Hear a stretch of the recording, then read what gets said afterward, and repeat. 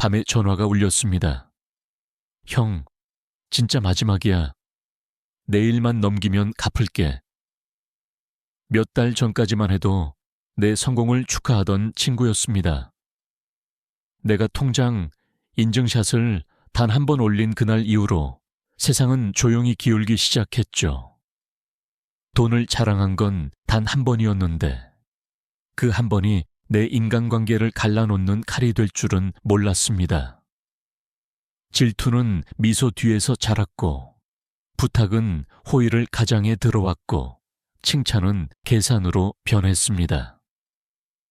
내 지갑이 두꺼울수록 내 마음은 점점 얇아졌습니다.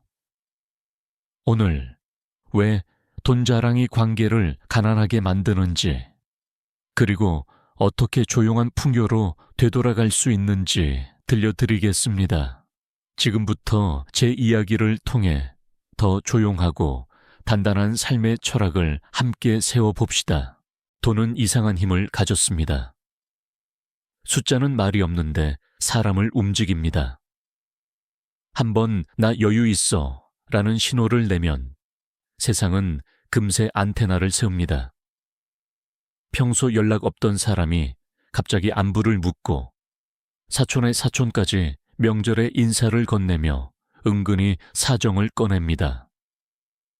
거절하면 야박한 사람이 되고 빌려주면 언제든 관계가 채권 채무로 바뀝니다. 경험상 빌려달라는 말에는 두 가지 얼굴이 있습니다. 하나는 위기, 다른 하나는 습관. 위기는 도와줘도 상처가 덜하지만 습관은 한번 열어준 문을 연경 닫지 못하게 만듭니다. 그래서 돈을 자랑하는 순간 가장 먼저 무너지는 건 신뢰의 경계입니다. 친밀함을 타고 들어온 계산이 마음속 가장 깊은 곳까지 파고듭니다. 질투는 더 미묘합니다. 누구도 대놓고 부럽다고 말하지 않습니다. 대신 농담이 늘고 비교가 시작됩니다.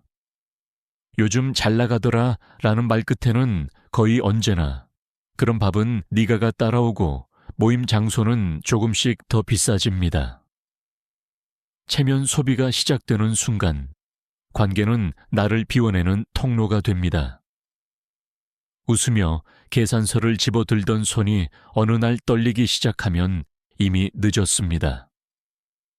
나의 선의가 기대로 굳어지고 기대는 곧 권리처럼 취급됩니다.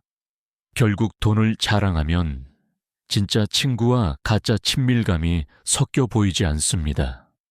누가 내 사람이고 누가 내 돈의 사람인지 구분이 흐려집니다. 저도 한때 배웠습니다. 여유가 생겼을 때 도움을 청하던 후배에게 큰 돈을 건넸습니다. 형, 은혜는 못 잊죠 라고 했던 그는 1년 후 번호를 바꿨습니다.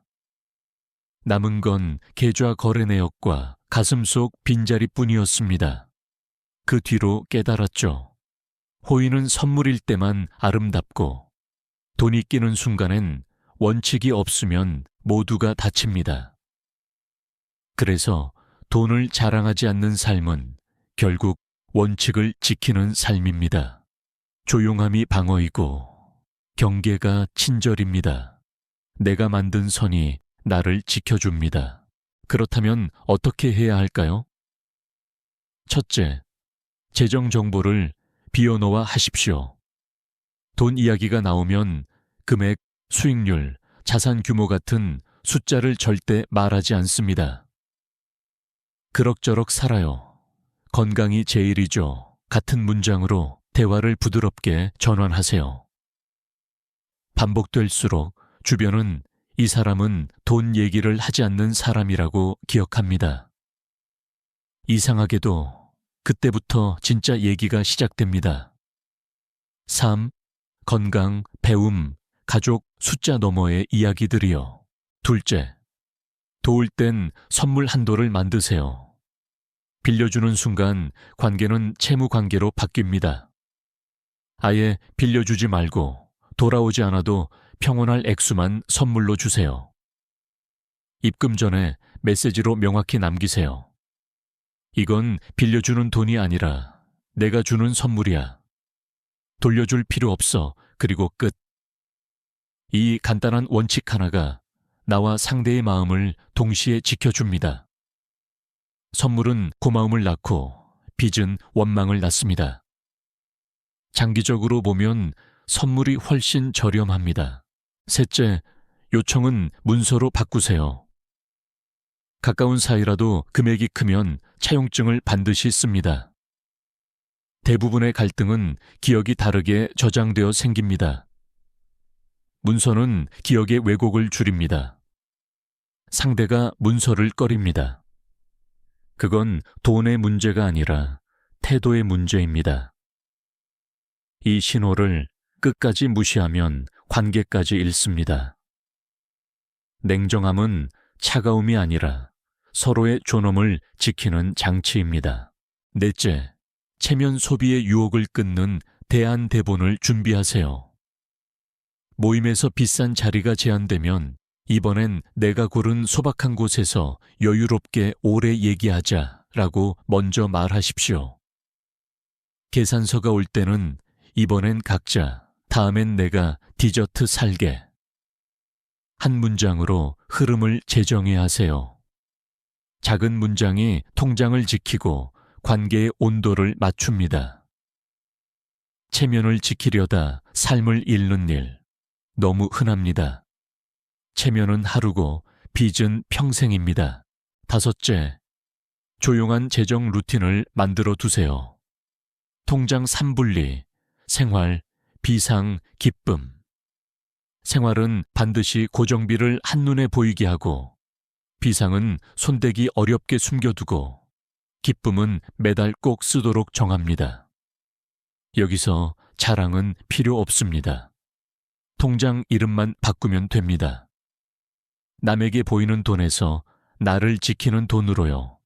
흘려보낼 돈과 지켜야 할 돈의 흐름을 내가 통제하는 순간 자랑의 유혹은 조용히 사라집니다.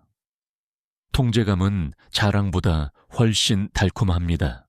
여섯째, 돈 칭찬을 삶 칭찬으로 바꾸세요. 누군가 내 물건이나 성과를 칭찬하면 운이 좋았죠. 요즘은 좋은 사람들과 함께 배워요. 라고 마무리해 보세요. 칭찬의 초점을 소유에서 관계와 성장으로 옮기면 대화는 경쟁에서 공감으로 이동합니다. 돈 자랑의 반대말은 가난 자랑이 아니라 배움의 공유입니다. 이것이 장기적으로 더 많은 신뢰를 데려옵니다.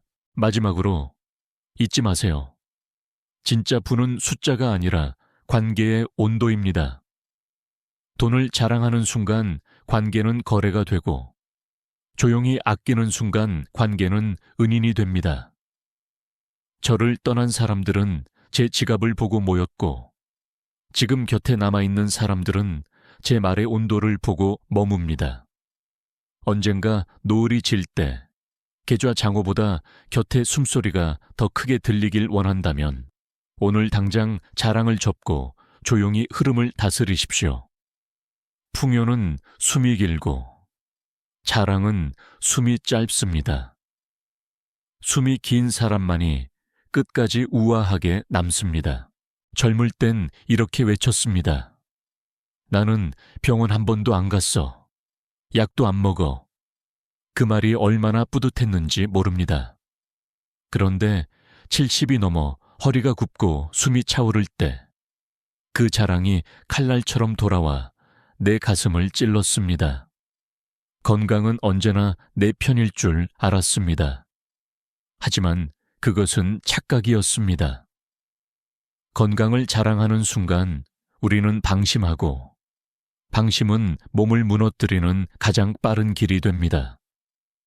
오늘은 왜 건강 자랑이 결국 부메랑이 되어 돌아오는지, 그리고 어떻게 하면 건강을 겸손하게 지켜낼 수 있는지 말씀드리겠습니다. 저도 60대까지는 무적 같았습니다. 하루에 산을 2번 오르내려도 거뜬했고 약봉지는 손에 쥐어본 적이 없었습니다. 나는 튼튼해 라는 말이 내 입에 늘 달라붙어 있었습니다. 그러나 70대 초반에 척추 협착증 진단을 받았을 때 나는 깨달았습니다. 건강은 노력만으로 지켜지는 것이 아니었습니다. 유전, 환경, 그리고 순전히 운이 절반 이상을 좌우했습니다. 그때서야 젊을 때 떠들던 자랑이 얼마나 부끄럽고 어리석었는지 알았습니다.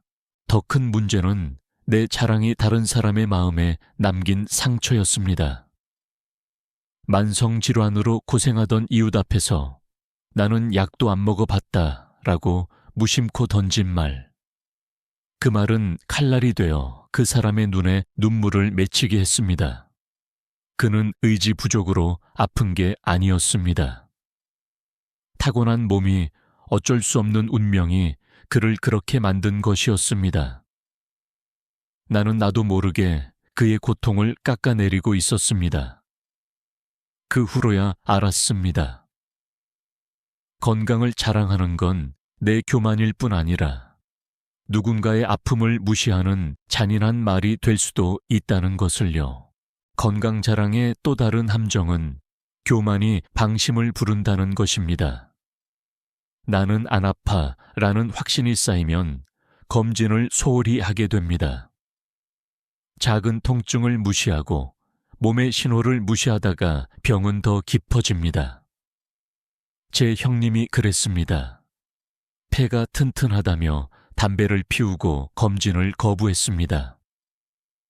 하지만 결국 폐암 3기 진단을 받고 1년도 버티지 못했습니다. 교만이 생명을 앗아간 순간이었습니다. 그렇다면 우리는 어떻게 해야 할까요? 첫째, 건강을 운이라고 받아들이는 겸손이 필요합니다. 나는 노력으로 튼튼하다 대신 운이 좋았다고 말하는 것. 이 작은 겸손이 나를 살리고 남을 위로합니다. 둘째, 건강할 때 자랑 대신 관리 습관을 나누세요. 나는 약 안 먹어봤다 보다 나는 매일 30분 걸어요. 야채를 꼭 챙겨 먹어요. 같은 말이 훨씬 의미 있습니다. 듣는 사람도 동기부여를 받고 나도 관리에 더 집중하게 됩니다. 셋째, 아픈 사람에게는 말보다 공감이 필요합니다. 나는 튼튼해 라는 자랑 대신 당신의 고통을 이해하고 싶다. 는 태도, 작은 도움의 손길이 진짜 건강한 마음을 보여줍니다. 이제 저는 압니다.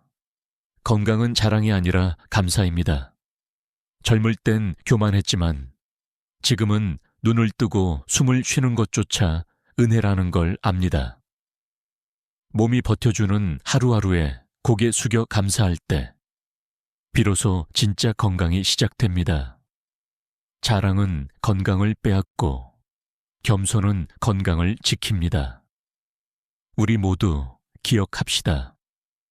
건강은 언제든 변할 수 있고 그 불안정함이 바로 우리가 겸손해야 하는 이유입니다. 저도 젊을 땐 자식 자랑을 입에 달고 살았습니다. 우리 아들은 의사야. 우리 딸은 교수야. 그 순간만큼은 가슴이 벅차올랐습니다.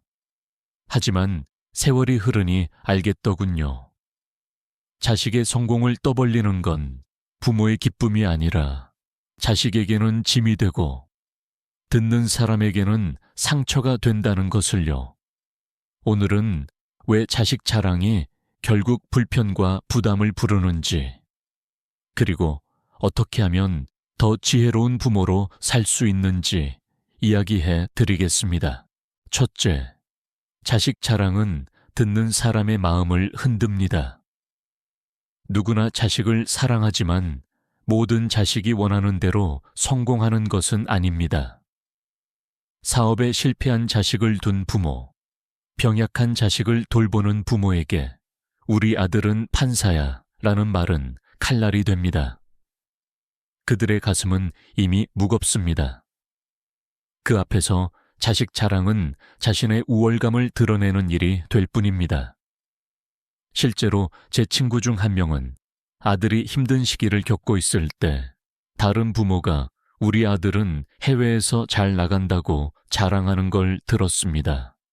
그 순간 웃으며 넘겼지만 속으로는 눈물이 흘렀다고 고백했습니다.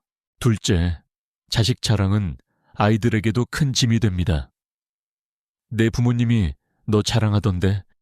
라는 말은 친구와 동료들 사이에서 부담이 됩니다. 저도 아들이 대기업에 취직했을 때 동네방네 떠들었습니다. 그런데 나중에 아들이 조용히 말했습니다. 아버지, 제발 좀 그만해 주세요. 회사 사람들한테 다 알려져서 너무 부담스러워요. 그 말이 제 가슴을 찔렀습니다. 내가 자식의 성취를 뺏고 있다는 사실을 그제야 깨달았습니다. 자식은 자신의 성공이 부모의 자랑거리가 아니라 자신의 노력의 결과로 인정받길 원합니다. 셋째, 자식 자랑은 결국 부모의 교만이 묻어납니다. 내가 잘 키워서 이렇게 됐다는 말은 자식의 공로를 가리는 말이 됩니다. 부모의 땀과 노력이 분명 있었지만 자식의 노력과 선택, 운이 더해져야 가능한 일입니다. 그런데도 부모가 모든 공을 가져가면 자식의 마음은 서서히 멀어집니다. 저 역시 손자가 의대에 합격했을 때 내가 어릴 때부터 공부시켜서 이렇게 됐다고 말한 적이 있습니다. 그때 손자가 눈을 피하며 말했습니다. 할아버지, 저도 정말 열심히 했어요. 그 순간 부끄러움이 온몸을 감쌌습니다. 그렇다면 어떻게 해야 할까요? 첫째, 자식의 성취를 자랑하지 말고 감사하세요. 우리 아이가 잘 돼서 자랑스럽다. 대신 정말 고맙다라고 말해보세요. 자식은 인정받고 존중받는다고 느낍니다. 둘째, 다른 부모의 이야기를 먼저 들어주세요. 대화가 자식 이야기로 흘러갈 때 곧바로 우리 애는 말이야로 시작하지 말고 상대의 이야기에 귀 기울이세요. 모든 부모는 자신의 자식 이야기를 하고 싶어 합니다. 그 마음을 존중할 때 관계가 깊어집니다. 셋째, 자식에게 직접 나는 네가 자랑스럽다라고 조용히 말하세요. 다른 사람 앞이 아니라 아이와 단둘이 있을 때 그 말이 자식의 마음을 가장 크게 움직입니다. 저는 이제 압니다. 자식 자랑은 부모의 만족이고 조용한 응원은 자식의 힘이 된다는 것을요. 자식을 존중하는 부모일수록 관계는 더 돈독해지고 자식은 부모를 더 깊이 존경합니다. 결국 자식 자랑은 관계를 멀게 하지만 감사와 응원은 관계를 더 가깝게 만듭니다. 젊었을 때 저는 늘 이렇게 말했습니다. 내가 군대에서 얼마나 강했는지 알아.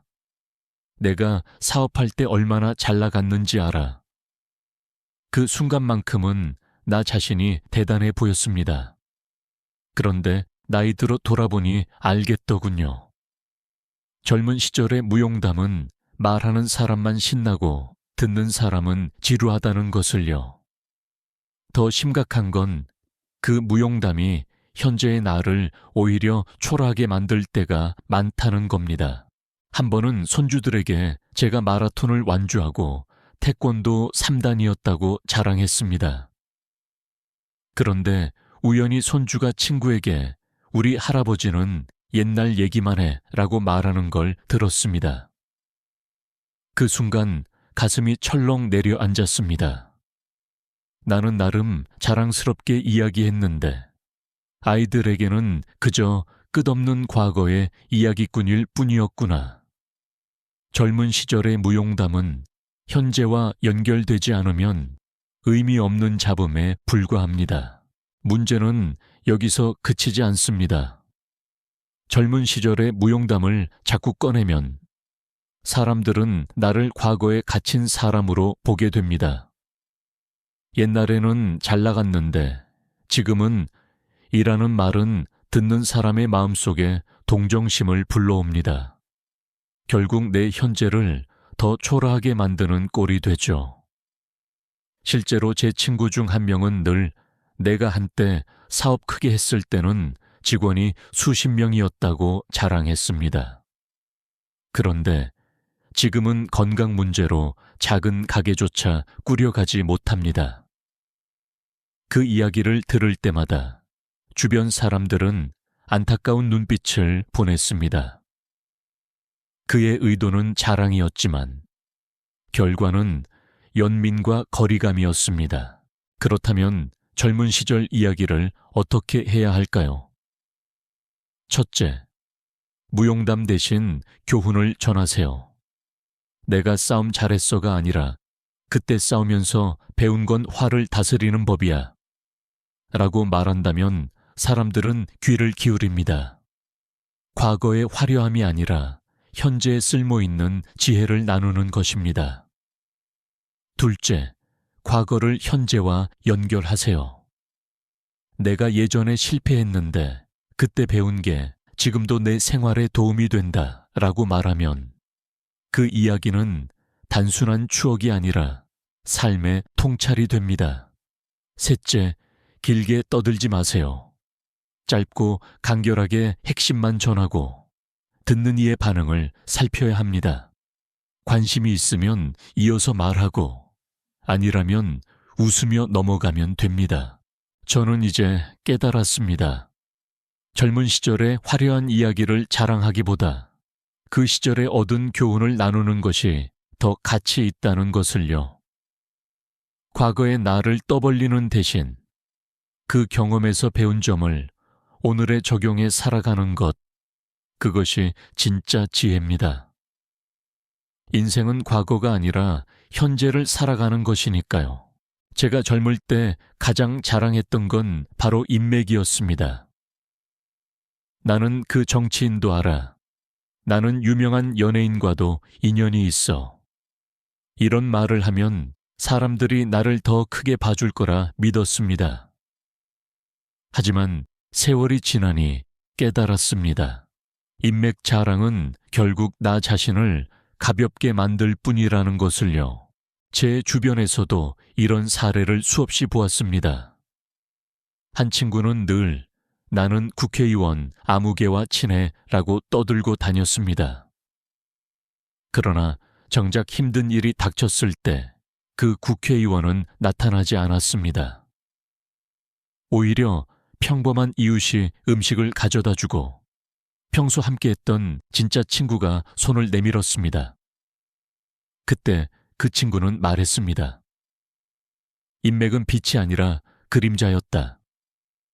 결국 나를 지켜준 건 화려한 이름이 아니라 곁에 있던 진짜 사람이었다. 인맥을 자랑하는 순간 사람들은 이렇게 생각합니다. 그래서 내 가치가 아니라 남의 이름으로 나를 빛내려는 모습으로 비칩니다. 더 나아가 상대방은 불편해집니다. 내가 누구를 아는지가 아니라 내가 어떤 사람인지가 중요합니다. 진짜 자신감 있는 사람은 이름을 빌리지 않습니다. 자신의 인품과 능력으로 평가받습니다. 저도 사업을 하면서 유명 정치인을 만난 적이 있습니다. 그 사실을 사람들에게 말하며 뿌듯해했죠. 그러나 시간이 흐르며 알게 됐습니다. 그 이야기는 듣는 사람들에게 아무런 의미가 없다는 것을요. 그 사람을 알면 뭐가 달라지는데.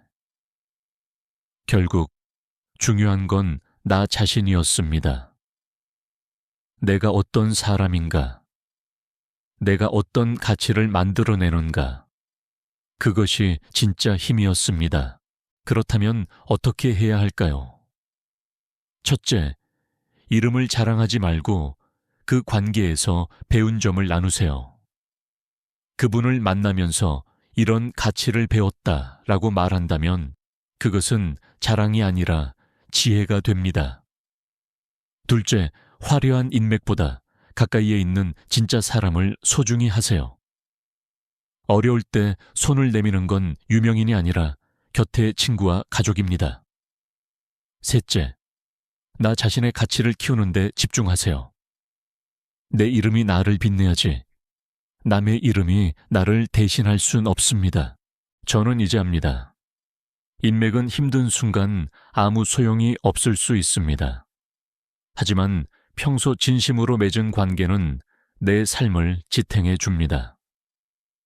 결국 존경받는 사람은 인맥을 떠벌리지 않고 조용히 자신의 삶으로 보여주는 사람입니다. 진짜 힘은 외부의 이름이 아니라 내 안의 품격에서 나옵니다. 자랑은 사람을 멀리하게 만들지만 말의 기술은 사람을 끌어당깁니다. 같은 사실을 전하더라도 어떻게 표현하느냐에 따라 듣는 사람의 마음은 전혀 달라집니다. 저는 이 차이를 늦게 배웠습니다. 예전에는 나 이렇게 했다 라는 말투로 자랑하곤 했지만 지금은 그 대신 내가 이런 걸 해보니 이런 교훈이 있더라 라는 식으로 이야기합니다. 같은 경험인데도 전혀 다른 반응이 돌아옵니다. 첫째, 저중심의 자랑은 사람을 지치게 합니다. 내가 나를로 시작하는 문장은 듣는 사람을 소외시키고 대화가 일방적으로 흐르게 만듭니다. 그러나 너는 어떠니? 혹시 이런 경험 있니? 라는 질문으로 마무리하면 상대도 참여하게 됩니다. 결국 대화는 내가 아니라 우리가 되어야 합니다. 둘째, 성과 대신 습관을 공유하는 것이 좋습니다. 나는 큰 돈을 벌었다 라고 말하면 자랑이지만 나는 매일 30분씩 걷는 습관이 삶을 바꿔줬다 라고 말하면 지혜가 됩니다. 성과는 비교를 낳지만 습관은 누구나 따라할 수 있는 영감이 됩니다. 셋째, 숫자나 크기를 강조하기보다 과정을 나누세요. 나는 집을 3채 샀다 라고 하면 질투와 거리감을 만듭니다. 하지만 나는 매달 조금씩 저축한 덕분에 안정감을 얻었다 라고 말하면 듣는 사람이 배울 수 있습니다. 넷째, 대화를 갈등이 아니라 공감으로 이끄는 문장을 사용하세요. 내가 옳았어. 대신 그때는 이런 선택을 했는데 지금 생각해보니 이런 면도 있더라 라고 하면 상대방도 반박할 이유가 없습니다. 저는 70대가 넘어 이런 방식을 익혔습니다. 한 번은 모임에서 내가 건강검진해서 아무 이상 없었다고 말한 적이 있습니다. 모두가 박수쳤지만 분위기는 어딘가 어색했습니다. 그 다음 해에는 이렇게 말했습니다. 검진을 해보니 아직 큰 문제는 없더라. 운이 좋았지. 그래서 더 조심하려고 매일 걷기를 시작했다. 그 순간 대화가 달라졌습니다. 누군가는 걷기 좋은 길을 알려줬고 누군가는 본인의 운동 습관을 공유했습니다. 같은 사실인데도 자랑은 벽을 만들었고 지혜는 다리를 만들었습니다. 말은 힘입니다. 자랑으로 쓰면 관계를 끊고 지혜로 쓰면 관계를 이어줍니다. 중요한 건 나를 빛내기 위해 말하느냐, 상대에게 도움이 되도록 말하느냐입니다. 이 작은 차이가 인간관계를 완전히 바꿉니다. 나이가 들수록 깨닫는 게 있습니다. 모든 관계를 다 지킬 수는 없다는 겁니다.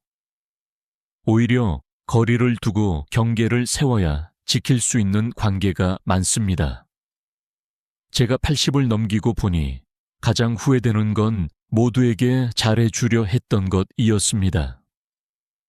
그 결과는 희생만 남고 정작 중요한 사람과의 관계는 흔들리기도 했습니다. 첫째, 거리는 존중의 표현입니다. 자식과도 친구와도 배우자와도 거리가 필요합니다. 너무 가까이 붙어 있으면 숨이 막히고 너무 멀어지면 인연이 끊깁니다. 저희 동네에 한 어르신이 있었습니다. 아들에게 지나치게 간섭하다가 결국 멀리 떨어져 지내게 됐습니다. 나중에 후회하며 말했죠. 내가 아들 인생을 내 것처럼 쥐려 한 게 문제였어. 거리를 두는 것은 사랑하지 않아서가 아니라 오히려 사랑을 오래 지키기 위한 방법입니다. 둘째, 경계는 내 마음을 지키는 울타리입니다. 모든 부탁에 다 들어주면 결국 내 삶은 무너집니다. 젊을 때 저는 친구들의 부탁을 거절하지 못했습니다. 돈을 빌려주고 시간을 내주고 마음까지 쏟아부었습니다. 그러나 돌아온 건 고마움보다 원망이었습니다. 거절은 차가움이 아니라 지혜입니다. 의사도 응급 환자부터 먼저 살리듯 우리는 나를 지키는 선을 정해야 합니다. 셋째, 관계에도 경제학이 필요합니다. 무조건적인 투자만 하고 회수가 없다면 결국 지칩니다. 그래서 저는 이제 이렇게 원칙을 세웠습니다. 도와줄 때는 내가 잃어도 괜찮을 만큼만 한다. 이렇게 하면 후회가 없습니다. 줄 수 있는 만큼만 주고 기대는 내려놓습니다. 그게 관계를 지키는 경제 규칙입니다. 넷째, 침묵은 최고의 거리두기 기술입니다. 굳이 설명하지 않아도, 굳이 변명하지 않아도 되는 순간이 있습니다. 말로 설득하려 하지 않고 조용히 물러서면 오히려 시간이 문제를 해결해 줍니다. 정약용 선생이 말한 대로 준비되지 않은 사람에게 아무리 말을 던져도 메아리일 뿐입니다. 그럴 때는 거리를 두고 나를 지키는 게 더 현명합니다. 저는 이제 압니다. 거리를 두는 건 관계를 끊는 게 아니라 관계를 지키는 방식이라는 것을요. 경계 없는 관계는 언젠가 무너집니다. 하지만 서로에게 적당한 공간을 주면 인연은 더 오래 갑니다. 제가 90년 인생을 돌아보니 결국 남는 건 자랑이 아니라 겸손과 감사였습니다. 돈, 건강, 자식, 젊은 날의 화려한 이야기, 인맥, 모두 자랑할수록 멀어지고 내려놓을수록 가까워졌습니다. 이상하게도 자랑하지 않으면 사람들이 오히려 더 존경해 주더군요. 겸손은 나를 낮추는 게 아니라 관계를 높이는 힘이었습니다. 돈이 생겼을 때 조용히 관리하고 건강할 때 겸손하게 감사하고 자식의 성취를 자랑하지 않고 조용히 응원하며 과거의 영광 대신 지금을 살아가고 인맥을 떠벌리기보다 나 자신의 품격을 키우는 삶. 그럴 때 주변에 남는 건 가짜 친구가 아니라 진짜 사람들입니다. 저는 이제 깨닫습니다. 자랑은 순간의 기쁨을 주지만 감사는 평생의 평온을 줍니다. 남에게 자랑하기보다 하늘에 감사하고 삶에 감사하는 태도를 가질 때 마음이 가장 가볍습니다. 사람들은 결국 겸손한 일을 오래 기억합니다. 조용히 그러나 깊게 살아가는 사람, 그 사람이 인생의 후반기에 가장 빛나게 됩니다. 여러분, 오늘부터 자랑하고 싶은 마음이 들 때마다 이렇게 스스로에게 물어보세요. 이걸 말하면 진짜 도움이 될까? 아니면 잠깐의 허세일까? 그 질문 하나만 해도 많은 실수를 줄일 수 있습니다. 겸손과 감사로 사는 삶, 그것이 결국 더 큰 존중과 사랑을 받는 비밀입니다. 이 영상이 마음에 울림을 주었다면 구독과 좋아요 꼭 눌러주시고 여러분의 경험도 댓글로 나눠주세요. 자랑했다가 후회한 적 있으신가요? 아니면 겸손 덕분에 더 좋은 인연을 맺은 경험이 있으신가요? 함께 나누면 누군가의 삶을 바꾸는 씨앗이 될 수 있습니다. 정약용이 전하는 지혜, 앞으로도 계속 전해드리겠습니다. 감사합니다.